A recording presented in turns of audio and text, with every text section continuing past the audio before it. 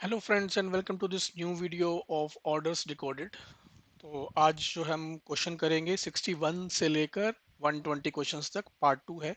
But before we start the today's questions, जो previous video के अंदर कुछ क्वेश्चंस के आंसर रॉन्ग हो गए थे, कुछ इंटरप्रिटेशन की वजह से, कुछ मेरी इग्नोरेंस की वजह से।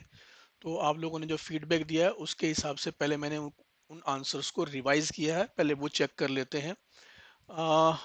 सबसे पहले आता है आपका क्वेश्चन नंबर 3।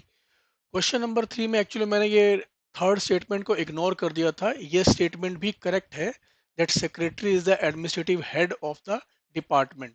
इसके हिसाब से इसका आंसर सी हो गया है। पहले मैंने इसका आंसर आपको शायद बी बताया था, तो एक तो इसको करेक्ट कर लीजिएगा। Now comes question number 12। Question number 12 के अंदर भी अगेन मेरा इंटरप्रिटेशन रॉन्ग था और मैंने उसको दोबारा पढ़ा।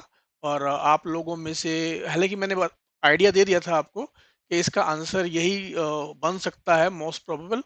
तो उसके हिसाब से जो आंसर बन रहा था वो बन रहा था आपका 1 और 2। तो बिल्कुल ठीक बात है। ये सेकेंड वाली स्टेटमेंट जो है वो अगर थोड़ा सा ध्यान से पढ़ेंगे उसके अंदर, नोट्स ऑन ऑफिस प्रोसीजर के अंदर, तो उसके हिसाब से आपका सेकंड स्टेटमेंट भी रॉन्ग है। तो ये भी आपका, इसको करेक्ट कर लीजिएगा। तो एक क्वेश्चन नंबर 3 है, एक क्वेश्चन नंबर जो है आपका 12 है। नेक्स्ट बात करते हैं क्वेश्चन नंबर 20 की। क्वेश्चन नंबर 20 जो है, इसके अंदर भी मैं एक पुरानी जो स्टेटमेंट है उसको मैंने ले लिया था। अगेन मैंने नोट्स ऑफ ऑफिस प्रोसीजर पे फॉलो किया था, लेकिन बाद में जो है इसके अंदर मुझे पता लगा कि नहीं, इसके अंदर कुछ चेंज है।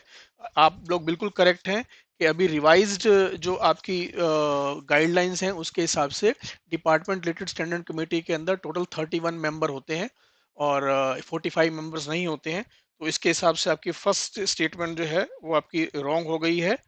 एंड उसके अंदर आपका जो आंसर बन रहा है आर करेक्ट। तो फर्स्ट स्टेटमेंट रॉन्ग है। तो फर्स्ट स्टेटमेंट रॉन्ग होने के बाद आपका सेकंड जो है स्टेटमेंट वो करेक्ट है। सेकंड स्टेटमेंट करेक्ट है, बट इसके हिसाब से फिर एक और गड़बड़ है। गड़बड़ ये है कि अगर मैं फर्स्ट स्टेटमेंट को रॉन्ग कर देता हूँ तो सारे के सारे रॉन्ग हो जाते हैं, फर्स्ट सेकंड और third, A C and D, और बचता क्या है 2 3 एंड 4। अब 2 3 एंड 4 में जो मिनिस्टर एक डिपार्टमेंट रिलेटेड स्टैंड कमेटी का चेयरमैन होता है, ये बिल्कुल रॉन्ग है। तो इसके हिसाब से आई डोंट नो क्या आंसर होना चाहिए, बट डेफिनेटली ये आपका कोई भी आंसर नहीं बनता है। तो फर्स्ट एंड थर्ड तो 100% रॉन्ग स्टेटमेंट है आपका। कोई इसका आंसर बनता नहीं है।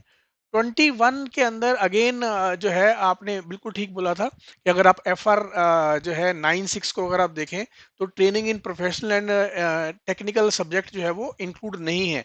उसके अंदर जनरली हम स्टडी लीव लेते हैं। तो इसके हिसाब से आपका जो आंसर है वो आपका बन जाता है बी। यानी कि बी जो है वो आपका जो है करेक्ट आंसर है। तो ये मैंने करेक्ट कर दिया है। अब इसके हिसाब से आपका जो है, आपका एक क्वेश्चन और बचता है, वह आपका क्वेश्चन नंबर 56। अब देखिए, मैं इसको मैंने इंटरप्रेट किया है, और आप लोग क्या इंटरप्रेट कर रहे हैं जिन्होंने भी मेरे से डिस्कस किया है आफ्टर पोस्टिंग दिस वीडियो। मैंने फॉर्म 2 जो डिस्कस किया था या लिखा था, आंसर बताया था, वो बताया था एज पर एनपीएस। अगर आप रूल 10(3) ऑफ एनपीएस देखेंगे तो उसके अंदर फॉर्म 2 लिखा हुआ है। अगर आप इसको बोलते हैं कि सर एनपीएस तो हमारे उसके अंदर ही नहीं है, सिलेबस में भी नहीं है, तो हमारे हिसाब से तो हम इसको पेंशन रूल के हिसाब से पढ़ेंगे। तो उसके हिसाब से form 4 is a correct answer. तो ठीक है। अब it totally depends upon the interpretation of the UPSC. UPSC बोलेगा आज के दिन के अंदर कौन से लोग हैं जो आपका ओल्ड पेंशन स्कीम में आ रहे हैं आज के अंदर, और सारे के सारे एनपीएस में आ रहे हैं, और वो जो है अपनी फैमिली की डिटेल कहाँ देते हैं, वो फैमिली की डिटेल देते हैं फॉर्म 2 में। ओके। बट ऑफ कोर्स आपकी बात मैंने इसलिए मान ली बिकॉज फॉर्म 5 और फॉर्म 7 एनपीएस के अंदर कहीं मेंशन ही नहीं है। तो इसलिए मैं इसको करेक्ट कर रहा हूँ बेस्ड अपॉन योर इनपुट। पर मेरा इंटरप्रिटेशन जो वहाँ था वो क्यों वो था, मैंने बताया, एक्सप्लेन किया कि I was considering that it is a NPS. तो अब स्टार्ट करते हैं आज के जो नए क्वेश्चंस हैं। Again I would request you कि अगर इसमें से भी अगर आपको कुछ लगता है कि that the certain answers are not correct or my interpretation need some rectification, please do intimate me in the comments and I'll try कि कोई पोस्ट अगर कोई वीडियो डालता हूं तो उसके अंदर उनको करेक्ट कर दूं। चलिए अब बात करते हैं आपका क्वेश्चन नंबर 61 की। बोल रहा है कि किन कंडीशंस के अंदर आपकी पास सर्विस फॉरफिट हो जाती है। तो आपको मालूम है डिसमिसल के अंदर हो जाती है, अगर आप रिजाइन करते हैं तो भी हो जाती है, और अगर आप removal of a government servant from the post होते हैं तब भी प्रीवियस हो जाती है। लेकिन जब आप किसी स्टेट गवर्नमेंट के अंदर जाते हैं तब आपकी ये सर्विस जो है वो खत्म नहीं होती है। यू हैव द ऑप्शन कि या तो ये आपके यहाँ पे जो रिटायरमेंट बेनिफिट्स हैं वो लेके चले जाइए आप, या दूसरा ये है कि वहाँ पे आप इस सर्विस को काउंट करवा लीजिए। तो ये आपका फोर्थ वाला जो है वहाँ पे फोरफिट नहीं होती है। तो इसके हिसाब से इसका जो आंसर है वो बन रहा है सी। क्वेश्चन नंबर 62, इसके अंदर क्या है, which of the following shall count as a qualifying service under the CCS pension rules. तो देखिए leave during service for which leave salary is paid counted होती है, extraordinary leave on medical ground ये भी काउंटेड होती है, और third है past service of the government service dismissed from the service and subsequent reinstatement on appeal and the intervening interruption regularized as leave. अगर देखिए अगर ये रेगुलराइज नहीं होता ना तब ये काउंट नहीं होती बीच वाला पीरियड, लेकिन यहाँ पे ये इन्होंने रेगुलराइज कर दिया as a leave, that's why it is being counted. तो इसका आंसर जो है वो आपका डी है। The CCS pension rule 21 provides the payment and penal interest on the following। तो वो कहाँ कहाँ पे होता है, पेंशन के लिए होता है, ग्रेचुटी के लिए होता है। अगर आप लीव रूल पढ़ेंगे तो लीव एनकैशमेंट पे कहीं भी पीनल इंटरेस्ट नहीं है, और ये आपका पैरा नंबर 65 है पेंशन रूल का, और जीपीएफ रेट का के बारे में कहाँ लिखा हुआ है, पैरा नंबर 68 के अंदर। तो ये आपका 1 और 2 इसका आंसर होना चाहिए। और नेक्स्ट हम आते हैं आपका क्वेश्चन नंबर 64, बहुत आसान है। जब भी 33 ईयर्स एंड अबव की आपकी सर्विस होती है, मैक्सिमम जो है आपका 16.5 टाइम्स ऑफ एमोल्यूमेंट होता है। आपका कम्यूटेशन ऑफ पेंशन अगर आप रिटायरमेंट के टाइम अप्लाई करते हैं तो 15 साल के बाद वो रिस्टोर हो जाता है। सिंपल रूल है इसलिए मैं ज़्यादा एक्सप्लेनेशन नहीं दे रहा हूँ। ठीक है, अब आपके कंडक्ट टूल आ गए यहाँ से स्टार्ट होने में। तो जहाँ पे आपका government servant engages himself in any demonstration, demonstration का अगर आप रूल पढ़ेंगे तो वो आपका रूल 7 है। क्वेश्चन नंबर 67 पे आ जाते हैं। विच one of the following actions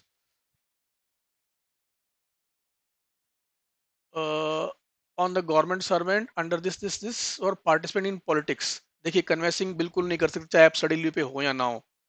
ठीक है, इलेक्शन सिंबल इन्फ्लुएंस पे काउंट होता है। Attending a political meeting organise in the residential welfare association at the community hall of the residential complex. अब देखिए ध्यान से सुनिए, रूल में लिखा हुआ है कि पॉलिटिकल मीटिंग सिर्फ वही जा सकते हैं जो ओपन हो। ठीक है, तो यहाँ तो ये ओपन नहीं है, आपकी आरडब्ल्यू ने ऑर्गेनाइज किया, हालांकि वो भी ऑर्गेनाइज नहीं कर सकते हैं। Proposing the name of the candidate or at an election under intimation to the appropriate authority। देखिए सिर्फ इंटीमेशन काफी नहीं है, आपको परमिशन लेनी पड़ती है, इसलिए अलाउड ये भी नहीं है। ठीक है, तो ये कौन कौन से वायलेट कर रहे हैं, सभी वायलेट कर रहे हैं, तो मेरे हिसाब से इसका आंसर डी है। बिकॉज ऑफ दिस यहाँ इंटीमेशन की जगह परमिशन होता तो ये 4 आउट हो जाता। Okay, 68, which is the time limit beyond which permission में बी एज्यूम्ड। देखिए यहाँ पे इमूवेबल प्रॉपर्टी के लिए कोई भी टाइम लिमिट नहीं है।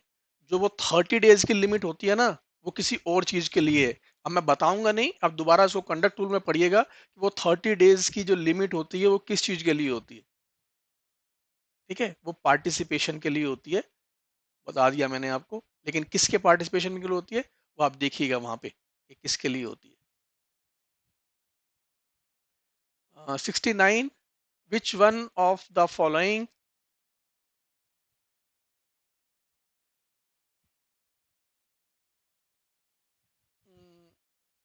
is in relation to the provision of the CCS Conduct Rule 96 is not correct. The general provision of criticizing the government policies also applies to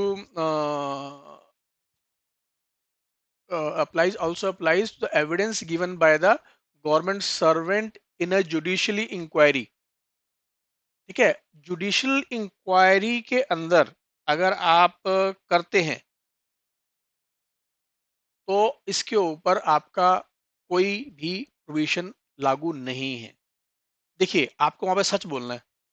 अब सच बोलना है तो हो सकता है उसके बारे में हो सकता है आपको कुछ गवर्नमेंट के अगेंस्ट ही बोलना पड़ जाए, तो ये आपका लागू नहीं है।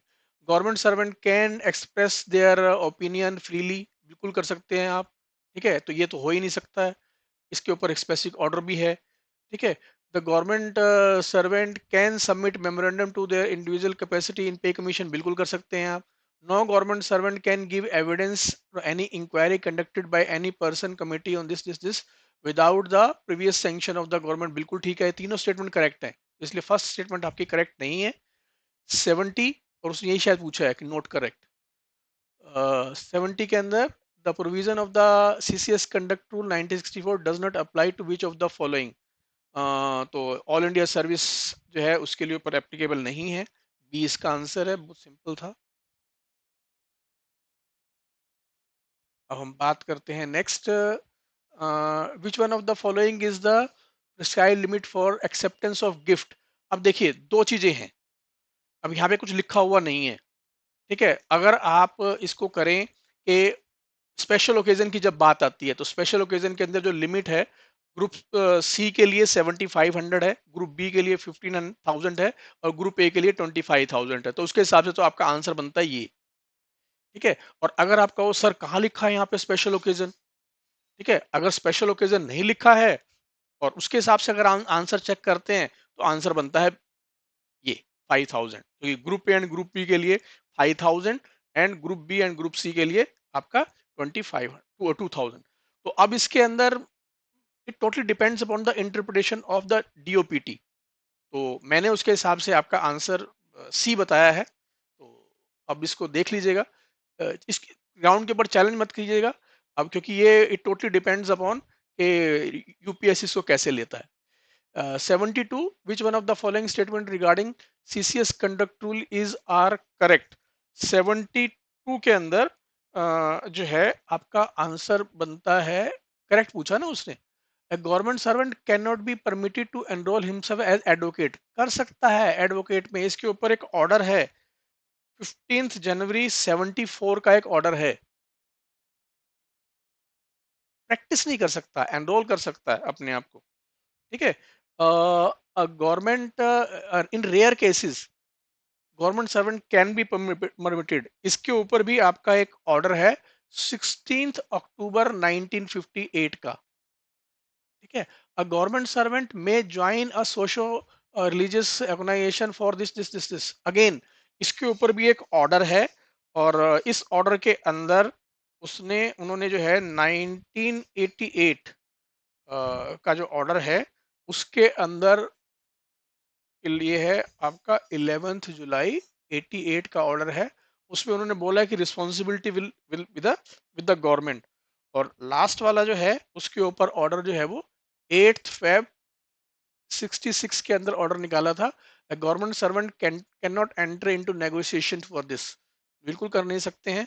तो उसने पूछा कौन से करेक्ट हैं, मेरे हिसाब से सेकंड, थर्ड एंड फोर्थ, मैंने आपको स्पेसिफिकली ऑर्डर भी मेंशन कर दिया है, तो अगर आप चाहो तो चेक कर सकते हो इन ऑर्डर्स को। 73, which of the following statement is not in conformity with the provision of the CCS conduct rule, तो इसके हिसाब से आपका जो है अगर चेक करेंगे, purchase of share from the quota reserve for the directors of नहीं कर सकते हैं। ठीक है, second, a government servant may operate a credit account with bona fide, बिल्कुल कर सकते हैं, आप चेक कर लीजिएगा। A purely temporary loan of small amount free interest, बिल्कुल ले सकते हैं, लेकिन वो स्मॉल अमाउंट कितना है वो पता ही नहीं है, वो जो ये लिखा हो ना 10 टाइम्स, ये स्टेटमेंट रॉन्ग है। कहीं लिखा हुआ नहीं है वो स्मॉल अमाउंट कितना है, तो इसके हिसाब से आपका आंसर डी है, क्योंकि उसने पूछा था not correct. 74, which of the following items are required to be included in the return.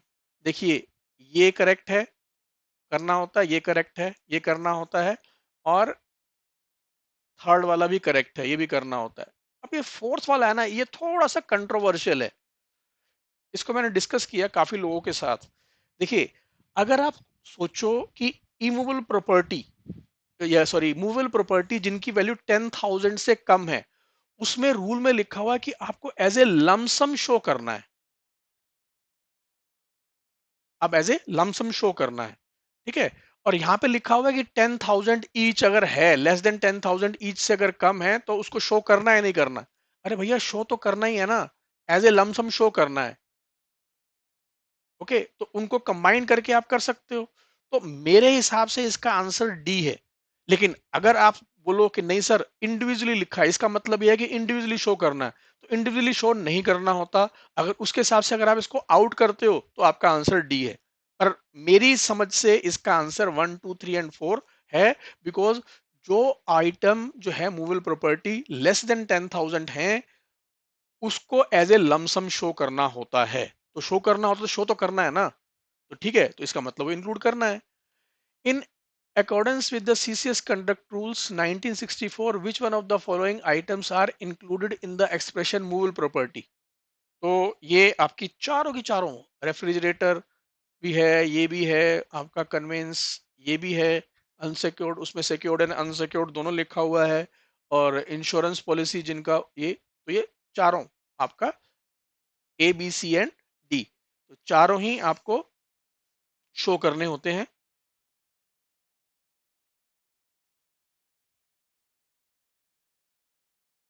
अब हम बात करते हैं 76 की। To which of the following classes of the government servant the CCCC rules do not apply. तो इसके ऊपर अलग अलग ऑर्डर्स हैं। डिफेंस सिविलियन के ऊपर अप्लाई होता है, ठीक है। Police officer up to the rank of this जो है, इनके ऊपर अप्लाई नहीं होता है। इसके ऊपर एक शायद ऑर्डर भी है।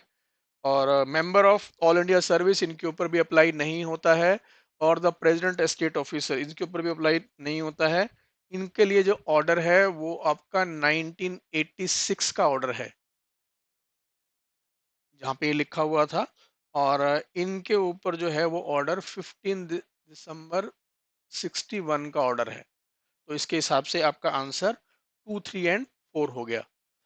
Which one of the following statement in context of CCS-CC rule 1965 is not correct? Not correct जो है, उसके हिसाब से आपका पहला ही स्टेटमेंट अगर आप पढ़ोगे, तो ये 24 आवर्स है, तो 24 आवर्स के हिसाब से नहीं होता, 48 आवर्स के हिसाब से होता है। अब आप बोलोगे सर, अगर ये स्टेटमेंट है तो सेकंड भी रॉन्ग हो गई। देखिए, सेकंड रॉन्ग इसलिए नहीं हुई, बिकॉज अगर 72 आवर्स हो गए, तो इसका मतलब वो डीम्ड सस्पेंशन करोगे ना, तो इस वजह से। तो मोस्ट अप्रोप्रिएट आंसर इसका ए होना चाहिए। 78, which one of the following statement in the context of the provision of the CCS-CCA rule is not correct? तो इसके हिसाब से भी आप देखिए, government servant appointed directly to a higher post can be reduced by the way of punishment to a post never held by him. ऐसा नहीं होता है, ठीक है। आप किसी को रिड्यूस कर रहे हो, तो आप वहीं रिड्यूस कर सकते हो जो उसने पहले पोस्ट हेल्ड कर रखी हो। That's why first statement he wrong है, आपका आंसर उसका ए हो गया।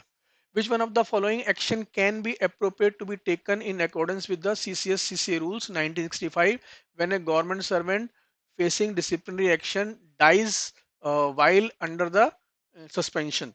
तो इसके ऊपर लिखा हुआ है कि अगर ऐसा है तो आपको वो पीरियड ड्यूटी ट्रीट करना है, और उसकी फुल पे एंड अलाउंसेस उसकी फैमिली को पे करना है। 80, which one of the following in context of the provision of CCS-CCA rules 1965 are correct? तो इसके लिए आपका रूल 13 पढ़ लीजिएगा। तो रूल 13 के अंदर ये सब चीजें लिखी हुई हैं। रूल 13 ऑफ CCS-CCA रूल्स, वो आपका इसके अंदर सब लिखा हुआ है, और सारी सारी स्टेटमेंट एक्चुअल में करेक्ट है। इसलिए मैं ज़्यादा एक्सप्लेन नहीं कर रहा हूँ, बस रूल 13 पढ़ लीजिएगा सीसीसीसी रूल का। इसका आंसर डी है। Question number 81। Question number 81. Which one of the following statement in context of the uh, provision of the CCCC rule are not correct? In major penalty proceedings, the charge officer has the option to examine himself in his own behalf as an witness. तो कर सकता है, बिल्कुल कर सकता है। ठीक है। The presenting officer and the defense assistant do not take any part in the general examination of the charge officer by the inquiry officer. देखिए, जनरल एग्जामिनेशन कब होता है? अगर चार्ज ऑफिसर बोले मैं एज ए विटनेस इसके अंदर पेश नहीं होऊंगा, तो इसके बाद इंक्वायरी ऑफिसर के पास एक पावर होती है कि वो चार्ज ऑफिसर को एग्जामिन करे, जिसको हम बोलते हैं general examination of the charge officer, जिसमें वो जो है चार्ज ऑफिसर से बोलता है कि ये सरकमस्टांसेस हैं जो आपके अगेंस्ट जा रहे हैं, what do you want to say, you want to clarify something, ऐसा कुछ होता है। तो इसमें ना तो डिफेंस असिस्टेंट का कोई रोल होता है और ना ही जो है आपका पीओ का कोई रोल होता है। तो ये दोनों आपकी है नहीं, और इसके हिसाब से आपका जो थर्ड है ये आपका इनकरेक्ट है, करनी पड़ेगी। Government servant can not function as a defence assistant, बिल्कुल कर सकता है, ये भी स्टेटमेंट रॉन्ग है। तो मेरे हिसाब से इसका आंसर जो है आपका ए हो गया।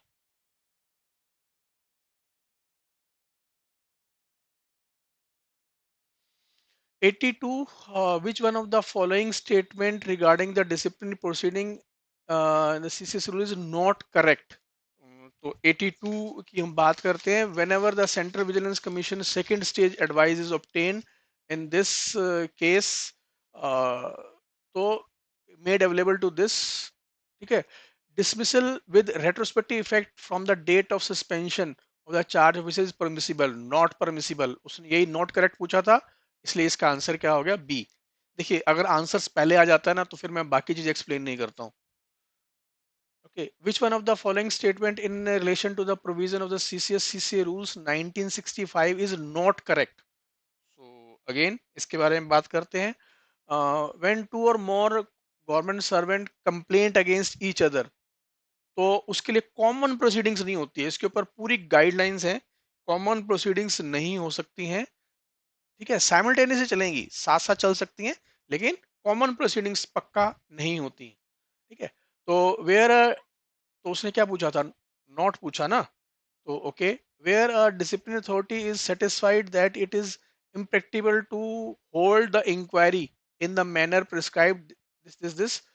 देखिए, ये स्टेटमेंट ना रॉन्ग है। स्टेटमेंट रॉन्ग क्यों है? स्टेटमेंट रॉन्ग इसलिए है बिकॉज यहाँ पे डिसिप्लिनरी अथॉरिटी लिखा है, और अगर आप रूल पढ़ोगे तो रूल में लिखा हुआ है the authority competent to impose a major penalty. ठीक है, और dismiss the person penalty, authority competent to dismiss और remove the that government servant. तो उसके हिसाब से सेकंड स्टेटमेंट रॉन्ग हो गई है। तो जैसे ही आपकी सेकंड स्टेटमेंट रॉन्ग हो गई, तो इसके हिसाब से आपका no appeal lies against the order of any interlocutory nature. अब यहाँ पे ये स्टेटमेंट रॉन्ग क्यों हुई है? स्टेटमेंट रॉन्ग इसलिए हो गई बिकॉज इसके अंदर ऑर्डर और सस्पेंशन लिखा हुआ नहीं है। ठीक है, अगर आप रूल को पढ़ोगे उसमें लिखा हुआ है other than order of suspension, तो दैट्स वाई ये रॉन्ग हो गई है। ठीक है। और appeal against the in the matter of promotion are not within purview of the CCS, ये होगा आपका। तो इसके हिसाब से आपका आंसर 1, 3 एंड 4 ये हो गया। Which one of the following statement in the context of provision of CCC rule is are correct? तो a higher authority directing suspension of the government servant is debarred from the functioning as a appellate authority, बिल्कुल ठीक बात है।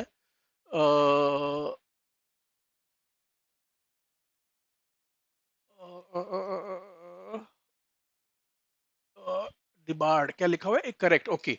तो ये actual में debarred ऐसा है नहीं, क्योंकि वो डायरेक्ट कर रहा है, वो खुद जो है आपका सस्पेंड नहीं कर रहा है। Okay, in a normal course appeal must be preferred with in 45 days, तो 45 डेज के अंदर करनी होती है, बिल्कुल करेक्ट है।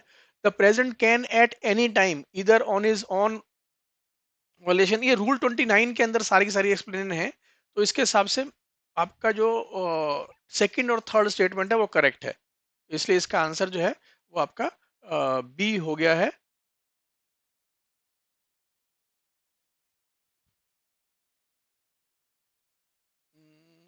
85, which one of the following statement to the context of the provision of the CCS is not correct?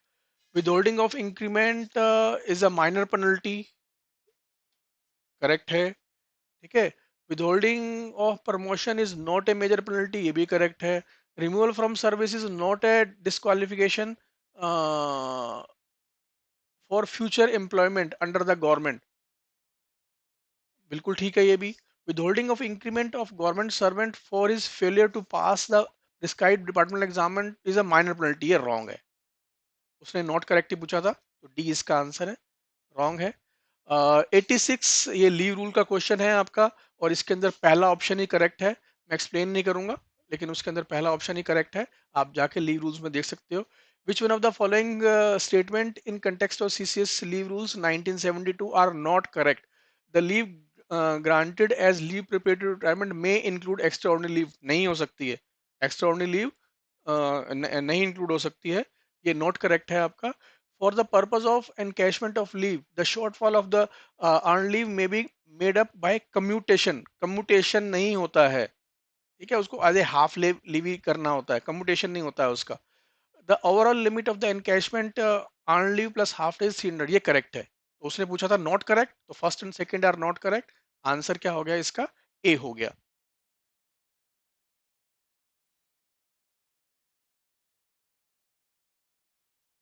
88,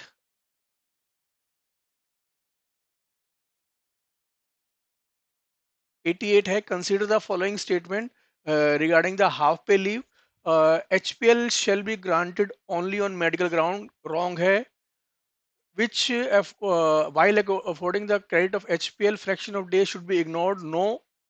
nearest जो है आपका जो आपका होल नंबर है वहां पे लेके जाते हैं। The HPL shall be credited to the leave account on the government servant at the rate of 5/3 days for each completed calendar month of this is appointed, ये करेक्ट है। तो उसने क्या पूछा आपसे? करेक्ट, तो आंसर क्या हो गया? सी। 89, इन form of CCS leave rules 92 said leave should not be only be denied during the last 10 years of the service. 90, which one of the following statement in the context of CCS rule 1970 is correct? Commuted leave may be granted up to 60 days without medical certificate to the female government servant having less than 2 surviving children on adoption of child, correct, बिल्कुल ठीक है। then आपका medical certificate shall not be necessary for the commutated leave in continuation of maternity leave, ये बिल्कुल ठीक है। Leave not due shall be debited इधर against the half pay leave और द अर्न लीव, ये रॉन्ग स्टेटमेंट है, third वाली। ठीक है, ये करेक्ट थी, ये करेक्ट थी, ये रॉन्ग है। Child adoption leave shell be debited, ये भी रॉन्ग है। तो आंसर क्या है? उसने पूछा करेक्ट कौन सी है, तो करेक्ट के हिसाब से 1 और 2 करेक्ट ही पूछा था ना। यस, करेक्ट ही पूछा है। 91, uh, what is the threshold limit losses immutable property of building this fire flood? जी, जीएफआर रूल पढ़ लीजिएगा, जीएफआर के हिसाब से इसका आंसर 50,000 है। विच one of the following is not covered under the definition of goods? Software covered है, live stock covered है, कम्युनिटी कवर्ड है, पब्लिकेशन कवर्ड नहीं है। Answer is D. 93, advance payment के बारे में है। तो एडवांस पेमेंट में क्या है? Advance payment should not be exceed 30 the private party, correct information. Advance payment should not be exceeding 40% for the state, ये भी correct information. Advance payment should not exceed 30%, देखिए पीएसयू के लिए भी 40% की लिमिट है, तो इसलिए ये स्टेटमेंट रॉन्ग है। फोर्थ वन,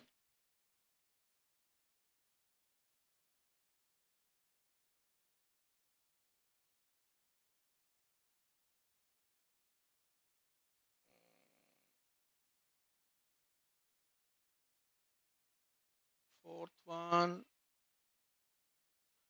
फोर्थ वन में बोल रहा है कि कॉन्ट्रैक्ट आपका उसके लिए 3 मंथ्स, ये 3 मंथ्स नहीं है, इसका जो स्टेटमेंट है वो है आपका 21 6 मंथ्स, सॉरी 6 मंथ्स है ये, तो इसलिए ये स्टेटमेंट भी रॉन्ग है। इसलिए इसका आंसर क्या हो गया? इसका आंसर हो गया आपका डी।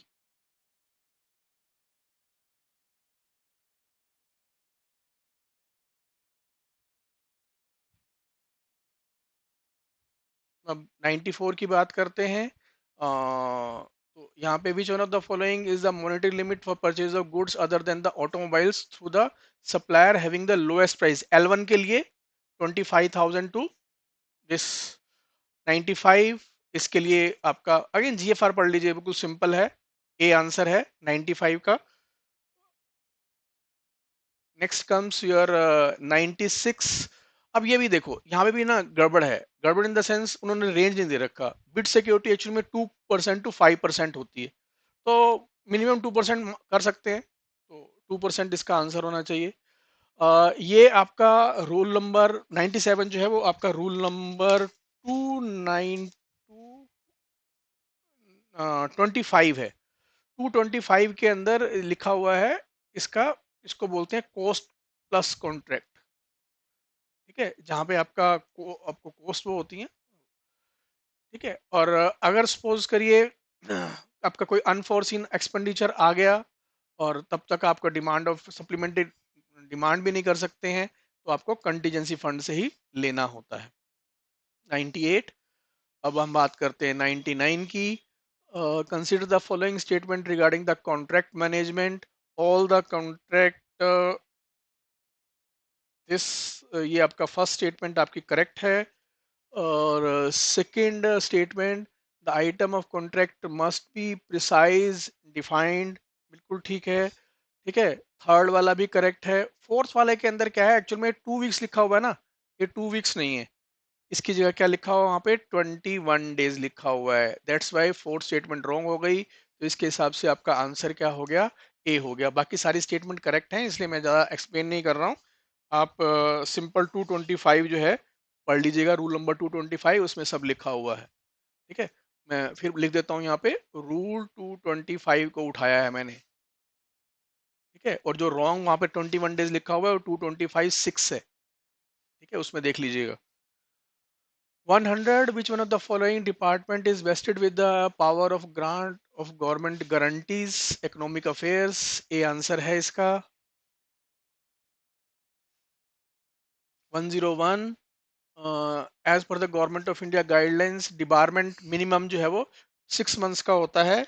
इसके ऊपर आपका जो ऑर्डर आया हुआ है वो 2 नवंबर 21 के अंदर ऑर्डर आया था, उसके अंदर देख लीजिएगा। ठीक है, विच one of the following autonomous body अगर आपको कोई क्रिएट करनी है तो कैबिनेट का ही अप्रूवल चाहिए। ये रूल नंबर 229 है जीएफआर का। रूल 265 जीएफआर, ये मुंबई है। कोई भी अगर आपका फॉरेन एक्सचेंज के अंदर आपकी ट्रांजैक्शन है वहीं से कंट्रोल होती है। 104 जीएफआर 2070, तो इसके अंदर आपको ट्रेवलिंग अलाउंस, हाँ ट्रेवलिंग अलाउंस का 60 डेज के अंदर आपको करना होता है। और नेक्स्ट है आपका 105, नॉट रिक्वायर्ड। ये क्वेश्चन वही है जो आपका पहले रॉन्ग हुआ था, एक पिछले एग्जाम था, आई थिंक 16-17 वाले एग्जाम के अंदर चैलेंज हुआ था। तो अब की बार उन्होंने इसको ठीक कर दिया है, क्योंकि वहां पे नॉट वर्ड लिखा हुआ नहीं था, अभी नॉट वर्ड लिखा हुआ है। तो ये क्वेश्चन करेक्ट है बिल्कुल, और इसका आंसर इसके हिसाब से डी है।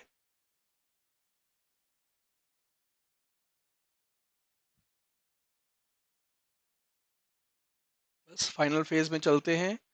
106, इसका answer control general of account है, बी। नेक्स्ट क्वेश्चन 107, इसके अंदर भी ये रिपीट क्वेश्चन है। वंस इन 3 इयर्स 20,000 से लेकर, और अगर आपका 50,000 तक है तो वंस इन 3 इयर्स। और 108, इसके अंदर जो है आपका जो है फर्स्ट करेक्ट है, थर्ड करेक्ट है। ये नॉर्मल वीर एंड टीयर नहीं आता है, ये नहीं आता है। अगर आपको देखना हो, रूल नंबर 223(2) एंड 223(3), 223 टू के अंदर जो डेप्रिसिएशन के अंदर इंक्लूडेड है वो है, और ये नॉट डेप्रिसिएशन के अंदर इंक्लूडेड है। उसने बोला था नॉट ड्यू टू डेप्रिसिएशन, तो इसके हिसाब से आपका आंसर 1 एंड 3 है।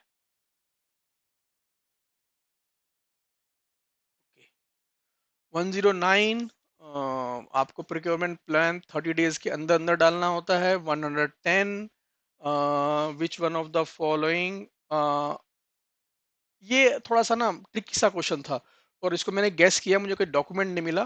तो आपका डिसएडवांटेज मेरे हिसाब से स्पेसिफाइंग द फॉरेन ब्रांड और फिनिश प्रोडक्ट जो है ये डिसएडवांटेज नहीं है। पर एक बार देख लीजिएगा, मेरे को इसका आंसर कहीं से मिला नहीं, मैं गैस कर रहा हूँ, मेरे हिसाब से इसका आंसर ए है। All financial power not specifying, अगर कहीं भी मेंशन नहीं है तो मिनिस्ट्री ऑफ फाइनेंस के पास होती हैं। ये तो आसानी क्वेश्चन था आपका। क्वेश्चन नंबर 112, इसके अंदर जो है जेएस एंड बिलो के लिए ये जो ऑर्डर है वो आपका 12 अप्रैल 2017 का ऑर्डर है, और इसके हिसाब से इसका जो आंसर है वो है डिपार्टमेंट ऑफ एक्सपेंडिचर। अगर उससे अबव होती है, जीएस एंड अबव के लिए होती है, तो उसके अंदर कमेटी ऑफ सेक्रेटरीज है, उसके अंदर 3 लोग हैं, जो है आपका सेक्रेटरी डीओपीटी, और सेक्रेटरी आपका एक्सपेंडिचर, और आपका कैबिनेट सेक्रेटरी। तो वो उनके पास पावर है। और अगर कोई सेक्रेटरी रैंक का जो ऑफिसर है उसके लिए क्रिएट करनी होती है, तो अगेन सीओएस ही, कमेटी ऑन सेक्रेटरीज ही वो करती है, लेकिन उसके लिए उनको प्राइम मिनिस्टर के पास, पीएमओ के पास भेजनी होती है। तो 3 चीजें हैं, मैंने आपको तीनों बता दिया है। इस पर्टिकुलर क्वेश्चन के लिए इसका आंसर डी है, लेकिन अगर जेएस एंड अबव, अगर कोई उसके लिए पोस्ट क्रिएट करनी है, तो उसके लिए जाएगी सीओएस के पास, और सीओएस के पास उसके अंदर 3 लोग इन्वॉल्व हैं, secretary DOPT, secretary expenditure and cabinet secretary. ठीक है, और अगर कोई सेक्रेटरी रैंक का जो है ऑफिसर है, वो अगर पोस्ट क्रिएट करनी है, यही सीओएस जो है वो रिकमेंड करता है, लेकिन फाइल जाती है प्राइम मिनिस्टर ऑफिस में। ये आपका जो अप्रैल 2017 वाला जो मैंने आपको ऑर्डर बताया उसी में लिखा हुआ है, चेक कर लीजिएगा। लेकिन हमारे क्वेश्चन के हिसाब से इसका आंसर जो है वो आपका डी है। अगला शेड्यूल 5 आंसर है इसका। अगला, ट्रांसफर करते हो रीअप्रोप्रिएशन, बहुत आसान आसान क्वेश्चन है, इसलिए मैं ज्यादा टाइम नहीं दे रहा हूँ, पहले रिपीट भी हुए हैं। Question number 105, the appraisal from for the plan scheme project costing 200 crores and beyond is.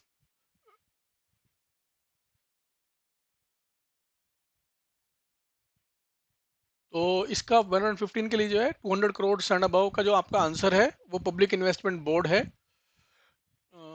Next comes your question number 116, इसका आंसर शेड्यूल 7 है, सिंपल है इसलिए मैं एक्सप्लेन नहीं कर रहा हूँ। 117, which one of the following statement regarding the supernumerary post is correct, new duties are attached, बिल्कुल ठीक बात है। ठीक है, और it is personal to the officer for whom it is created, ये भी बिल्कुल ठीक बात है।